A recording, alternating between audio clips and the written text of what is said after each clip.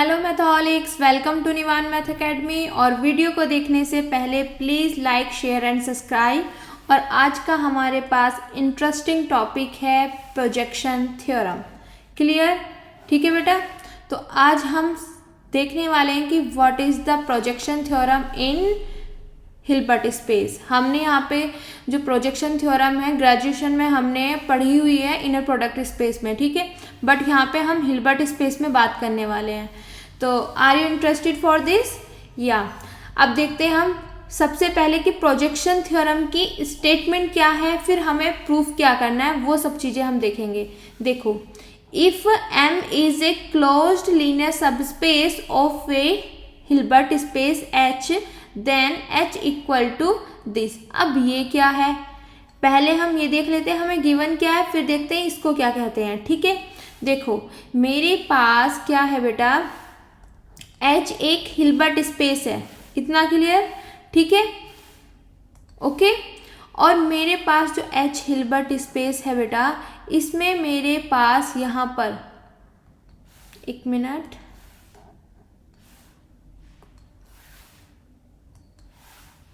ठीक है। तो यहाँ पर मेरे पास एक M है जो क्या है, क्लोज्ड है, लीनियर सब स्पेस है, इतना क्लियर। मेरे पास एक H हिल्बर्ट स्पेस है, ठीक है। H हिल्बर्ट स्पेस में मेरे पास एक M है जो क्या है, मेरे पास क्लोज्ड लीनियर सब स्पेस। ये चीज़ मुझे है यहाँ पर सिर्फ गिवन, इतना क्लियर कि जो चीज़ मुझे दिया हुआ है वो मैंने बता दिया। अब देखते हैं हमें प्रूफ क्या करना है। तो हमें प्रूफ करना है बेटा दिस, ओके। ये वाला पोर्शन मुझे प्रूफ करना है। अब ये है क्या, सबसे पहले तो ये देखिए ना, प्रूफ तो हम तभी करेंगे कि जो चीज़, जिस चीज़ को हम प्रूफ करने वाले हैं वो है क्या। देखो बेटा, आपने एक चीज़ पढ़ी होगी डायरेक्ट सम, ठीक है। हमने लीनियर अलजेब्रा में पढ़ा हुआ है ये डायरेक्ट सम, जो हम करते थे कि V मेरे पास वेक्टर स्पेस है, W, ठीक है, W1 एंड W2 के दो सब स्पेस है। तो V को जब हम डायरेक्ट सम की डेफिनेशन लिखते थे, हम किस तरीके से लिखते थे, इस तरीके से। क्लियर इतना? ठीक है बेटा, थोड़ा थोड़ा माइंड में आ रहा होगा, ग्रेजुएशन में हमने पढ़ा हुआ है। देन यहाँ से हमारे पास क्या आती थी, एक थियरम भी थी। अगर डायरेक्ट सम में है तो हम इसमें दो स्टेप आते थे। स्टेप नंबर फर्स्ट क्या होता था हमारे पास कि V जो होगा इनके लीनियर सम में, ठीक है। सेकंड होता था कि इन दोनों के बीच में इंटरसेक्शन क्या हो, जीरो वेक्टर। कहने का मतलब क्या है, इसको बोलते हैं हम डायरेक्ट सम, ठीक है। और डायरेक्ट सम में V, पहला स्टेप ये होता है V इक्वल टू इन दोनों का लीनियर सम। दूसरा, इन दोनों के बीच में जो मेरे पास वेक्टर हैं, इनमें सिर्फ जो कॉमन है वो सिर्फ मेरे पास जीरो वेक्टर है, ठीक है। तो कभी भी किसी को डायरेक्ट सम इस तरीके से प्रूफ करना हो तो हम ये दो कंडीशन प्रूफ करते हैं कि एक तो वो लीनियर सम में हो, दूसरा उन दोनों के बीच में इंटरसेक्शन क्या हो, जीरो वेक्टर हो। तो मुझे इस H जो मेरे पास हिल्बर्ट स्पेस है, इसको M और M के ऑर्थोगोनल कॉम्प्लीमेंट के डायरेक्ट सम में लिखना है। क्लियर है? V की जगह क्या है, यहाँ पे H है। W1 की जगह यहाँ पे क्या है बेटा, एक मिनट, W1 की जगह है मेरे पास यहाँ पे M, और W2 की जगह है M का ऑर्थोगोनल कॉम्प्लीमेंट। इतना क्लियर?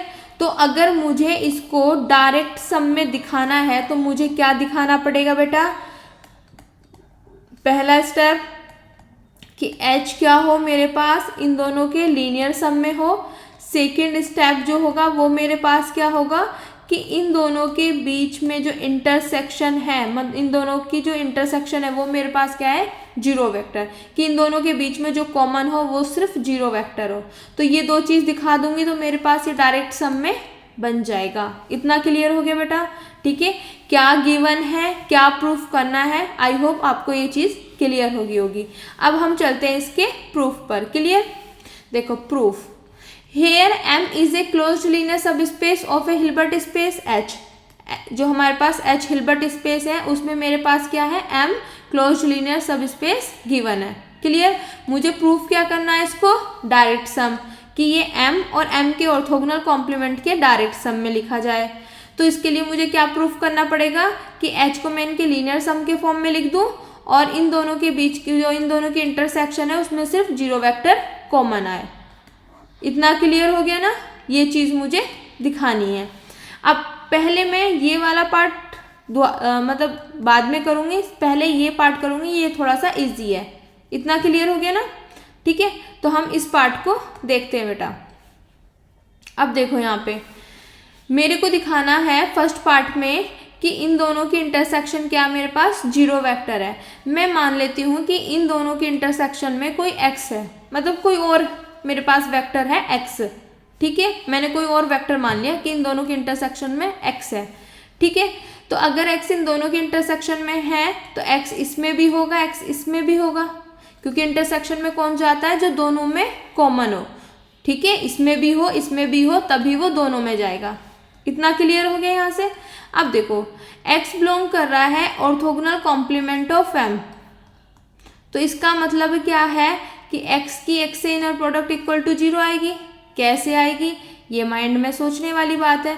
तो मैं पहले इसको यहाँ से रफ कर देती हूँ और फिर आपको बेटा ये चीज़ मैं समझाती हूँ, तो ध्यान से ये चीज़ समझना, ठीक है।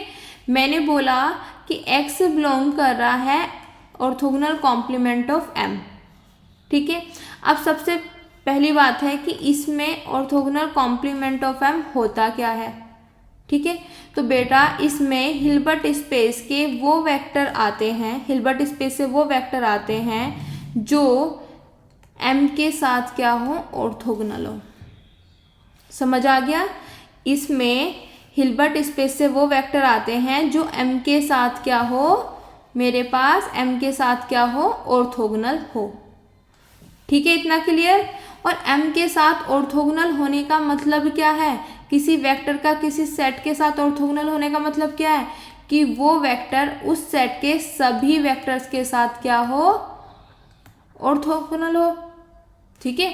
कि जितने भी वेक्टर हैं इसके अंदर, अगर ये वेक्टर x इसके साथ ऑर्थोगोनल है, इस पूरे के साथ, तो मतलब इसके हर एक वेक्टर के साथ क्या होना चाहिए, ऑर्थोगोनल। तो वही चीज़ मैंने लिख दिया। अब सिंपल सी चीज़ है, x belongs to h as it is. अगर दो वेक्टर ऑर्थोगोनल है तो मतलब उनकी इनर प्रोडक्ट क्या होगी यहाँ पे, 0। तो for all y belongs to m। तो यहाँ से क्या आ गया, इसमें हिल्बर्ट स्पेस के वो वेक्टर जाते हैं जिनकी मतलब m के सभी वेक्टर के साथ इनर प्रोडक्ट क्या हो, 0 हो, ठीक है। m के जितने भी वेक्टर्स हैं सभी के साथ क्या हो, इनर प्रोडक्ट 0 हो, ठीक है।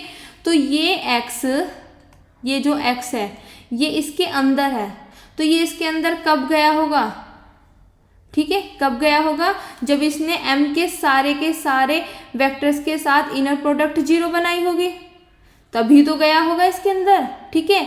तो अगर ये m के सभी वेक्टर्स के साथ 0 मतलब इनर प्रोडक्ट 0 बना रहा है, तो इसका मतलब ये x जो है, देखो मेरे पास यहाँ पे m है, यहाँ पे मेरे पास ये x वेक्टर है जो कि मेरे पास इसके अंदर जा रहा है, ठीक है। देखो तो मैंने क्या बोला कि ये इसके अंदर है, ठीक है। तो ये इसके अंदर बेटा कब गया होगा, जब इसने m के सभी वेक्टर्स के साथ इनर प्रोडक्ट क्या बनाई होगी, 0। तो मतलब ये m के सभी वेक्टर्स के साथ इनर प्रोडक्ट 0 बनाएगा। तो m के अंदर मेरे पास बेटा यहाँ पे x भी तो है, दिख रहा है बेटा, m के अंदर क्या है, x। अगर ये m के सभी वेक्टर्स के साथ इनर प्रोडक्ट 0 बना रहा है और m के अंदर तो x भी है, तो इसका मतलब क्या है, ये x के साथ भी तो इनर प्रोडक्ट 0 बनाएगा। बात समझ आई। इसके अंदर ये गया है, तो इसके अंदर जाने का मतलब क्या है कि m के सभी वेक्टर के साथ इनर प्रोडक्ट ये 0 बनाएगा। तो m के अंदर मेरे पास x भी तो है, तो इसका मतलब x के साथ भी इनर प्रोडक्ट क्या बनाएगा, ये 0। इतना क्लियर हो गया यहाँ तक, ठीक है। कैसे आया, अब बेटा मेरे पास नॉर्म, यहाँ पर रेड से लिख देते हैं जो अच्छे से विजिबल हो, नॉर्म और इनर प्रोडक्ट का क्या रिलेशन होता है, दिस, तो मेरे पास ये चीज़ है, तो मैं ये लिख सकती हूँ सेम सेम शक्ल दिखाई दी, एक्स का एक्स के साथ इनर प्रोडक्ट, तो मैं लिख दूंगी। ठीक है, अब यहाँ पे इसका स्केयर इक्वल टू 0, तो मतलब ये इक्वल टू 0 है। इतना क्लियर हो गया बेटा। ठीक है, और दूसरी चीज़, नॉर्म की क्या कंडीशन होती है कि नॉर्म के अंदर नॉर्म के अंदर मत बोलो, किसी भी वेक्टर का अगर नॉर्म इक्वल टू 0 है तो इफ़ एंड ओनली इफ का केस होता है, वो वेक्टर भी क्या होता है 0। अगर वेक्टर 0 है तो उसकी नॉर्म 0 है, किसी वेक्टर की नॉर्म 0 है तो वो वेक्टर 0 है। तो मेरे पास ये चीज़ है, तो मैं ये लिख दूंगी, तो लिख दिया यहाँ से। ठीक है, क्लियर बेटा।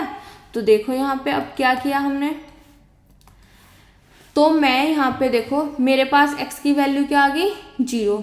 बेटा मैं तो यहाँ पे लेके चली थी कि इन दोनों के इंटरसेक्शन में कोई x कॉमन है, पर वो जो कॉमन में लेके चली वो तो 0 ही बन गया। तो इसका मतलब अगर मैं कुछ भी इनकी इंटरसेक्शन में लेके चलूँगी तो वो इन सभी कंडीशंस, मतलब इन सभी स्टेप्स को फॉलो करके वो तो 0 बन जाएगा। तो इसका मतलब इन दोनों के इंटरसेक्शन में सिर्फ मेरे पास 0 वेक्टर ही कॉमन है। इतना क्लियर हो गया बेटा। अब एक पार्ट मेरे पास क्या हो गया, प्रूफ दिस पार्ट प्रूफ। ठीक है, अब आगे देखो सेकंड पार्ट देखते हैं। सेकंड पार्ट में हमें क्या प्रूफ करना है कि h equal to m plus m का ऑर्थोगोनल कॉम्प्लीमेंट। ठीक है, ये प्रूफ करना है। तो सबसे पहले मुझे क्या गिवन है बेटा यहाँ पे कि m मेरे पास क्या है, क्लोज लीनियर सब स्पेस है, किसका, हिल्बर्ट स्पेस का। ठीक है, अब देखो हमारे पास ये एक थ्योरम थी, क्या थ्योरम थी, let S be a non empty subset of a Hilbert space H, तब उसका जो ऑर्थोगोनल कॉम्प्लीमेंट होगा वो भी मेरे पास क्या होगा, क्लोज लीनियर सब स्पेस होगा ऑफ एच का। अब देखो मेरे पास एम जो है वो क्लोज्ड लीनियर सब स्पेस है एच का, तो जब ये क्लोज्ड लीनियर, मतलब क्लोज्ड लीनियर की तो बात छोड़ो, सब स्पेस बना है तो ये इसका सबसेट भी तो होगा। ठीक है, तो ये मेरे पास क्या होगा, नॉन एम्प्टी। ठीक है, क्लोज लीनियर सब स्पेस है तो this is the non empty. जब हम सब स्पेस लीनियर सब स्पेस प्रूफ करते हैं तो उसमें सबसे पहली कंडीशन यही दिखाते हैं कि ये नॉन एम्प्टी होना चाहिए, क्योंकि एम्प्टी होगा तो उसके बारे में हम क्या बात करेंगे। ठीक है, तो मेरे पास ये एम क्या आ गया, मेरे पास क्या होगा, नॉन एम्प्टी सबसेट होगा हिल्बर्ट स्पेस का, क्योंकि वो क्या है, क्लोज लीनियर सब स्पेस है हिल्बर्ट स्पेस का। अगर वो मेरे पास नॉन एम्प्टी सबसेट बन गया हिल्बर्ट स्पेस का, तो उसका जो ऑर्थोगोनल कॉम्प्लीमेंट होगा वो क्या बन जाएगा, मेरे पास close linear subspace of H. तो अगर मेरे पास एम है तो इसका जो ऑर्थोगोनल कॉम्प्लीमेंट होगा वो मेरे पास बन जाएगा बेटा यहाँ पे closed linear subspace of H. यहाँ तक क्लियर हो गया। ठीक है बेटा, अब आगे देखो, सिंस एम और एम का जो ऑर्थोगोनल कॉम्प्लीमेंट है are orthogonal closed linear subspace of H. अब देखो m और ये closed linear subspace of H तो हो गए मेरे पास, इतना क्लियर। अब देखो बेटा m और ये मेरे पास ऑर्थोगोनल ही तो होता है, क्यों, देखो मेरे पास ऑर्थोगोनल ये जो ये होता है ये किसका ऑर्थोगोनल है, m का ही तो ऑर्थोगोनल कॉम्प्लीमेंट है, तो ये तो एक नॉर्मल सी बात है। दूसरी चीज़ अगर आप डेफिनेशन से भी देखोगे तो हिल्बर्ट स्पेस के वो वेक्टर इसमें आएंगे जो m के साथ क्या हो, ऑर्थोगोनल हो, तो इसके अंदर वही वेक्टर आते हैं जो m के साथ क्या हो, ऑर्थोगोनल, मतलब इसके सारे के सारे वेक्टर क्या है, m के साथ ऑर्थोगोनल, तो ये दोनों क्या है, ऑर्थोगोनल। और सिंपल सी चीज़ है, ये m का ही तो ऑर्थोगोनल कॉम्प्लीमेंट है, तो ये दोनों क्या है मेरे पास, orthogonal closed linear subspace of H. ठीक है, इतना क्लियर बेटा। अब देखो आगे, by the theorem if m and n मेरे पास क्लोज्ड लीनियर सब स्पेसिस हैं of a Hilbert space h such that कि वो दोनों सब स्पेसिस जो हैं मेरे पास वो क्या है, ऑर्थोगोनल है, देन तब लीनियर सब स्पेस m प्लस n वो भी क्या होगा, मेरे पास क्या होगा, क्लोज्ड होगा। इतना क्लियर। देखो अब m की जगह तो m है, बट यहाँ पे n की जगह मेरे पास क्या है, यहाँ पे दिस, तो ये दोनों मेरे पास क्लोज लीनियर सब स्पेस हो गए हिल्बर्ट स्पेस के, यहाँ तक की कंडीशन सेटिस्फाई।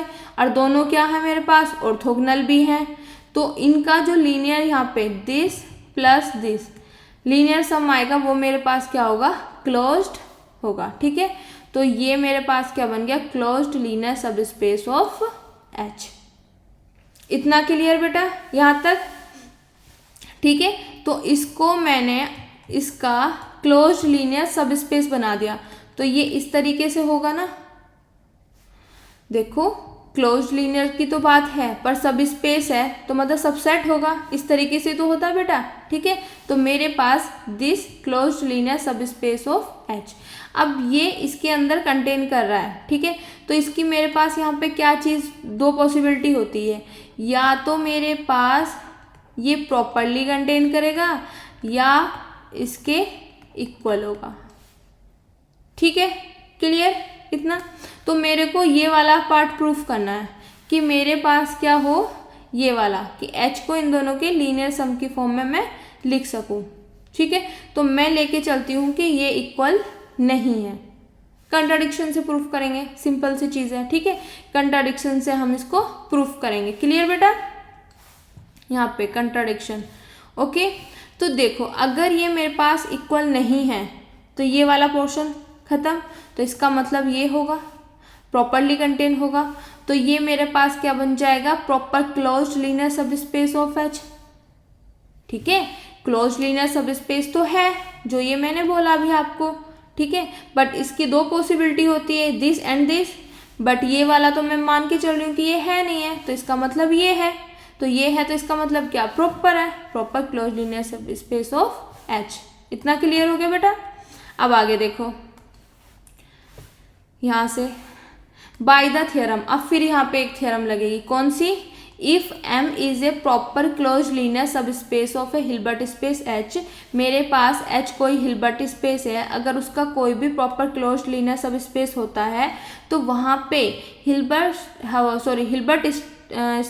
हिल्बर्ट स्पेस में एक नॉन जीरो वेक्टर इस तरीके से एग्जिस्ट करता है कि वो उस प्रॉपर क्लोज्ड लीनियर सब स्पेस के क्या होता है, ऑर्थोगोनल होता है।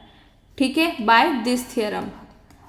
क्लियर, अगर मुझे कहीं पर भी हिल्बर्ट स्पेस का कोई भी प्रॉपर क्लोज्ड लीनियर सब स्पेस मिल जाता है तो हिल्बर्ट स्पेस में एक नॉन जीरो वेक्टर इस तरीके से एग्जिस्ट करता है कि वो नॉन जीरो वेक्टर उसके जो proper closed linear subspace होता है ना उसके ऑर्थोगोनल हो जाता है। ठीक है, तो देयर एग्जिस्ट, मेरे पास ये हो गया प्रॉपर क्लोज्ड लीनियर सब स्पेस, यहाँ तक की कंडीशन। ठीक है, तो देयर एग्जिस्ट Z0 एक ऐसा नॉन जीरो वेक्टर एग्जिस्ट कर गया इन H में सच डैट वो क्या हो जाएगा, उस प्रॉपर क्लोज्ड लीनियर सब स्पेस के ऑर्थोगोनल। तो यहाँ पे M था तो M की जगह मेरे पास क्या है, ये, तो इसके क्या हो जाएगा, ये ऑर्थोगोनल। इतना क्लियर हो गया बेटा। अब आगे देखो। ठीक है, सिर्फ इसमें देखना है, सेम यहाँ तक की पूरी प्रोसीजर है, ये यहाँ तक का पूरी स्टेटमेंट है। तो अगर ये है मेरे पास तो मैं ये लिख सकती हूँ बाय दिस थ्योरम, तो वही चीज़ मैंने यहाँ पे लिखा है, M की जगह मेरे पास ये पूरा का पूरा है।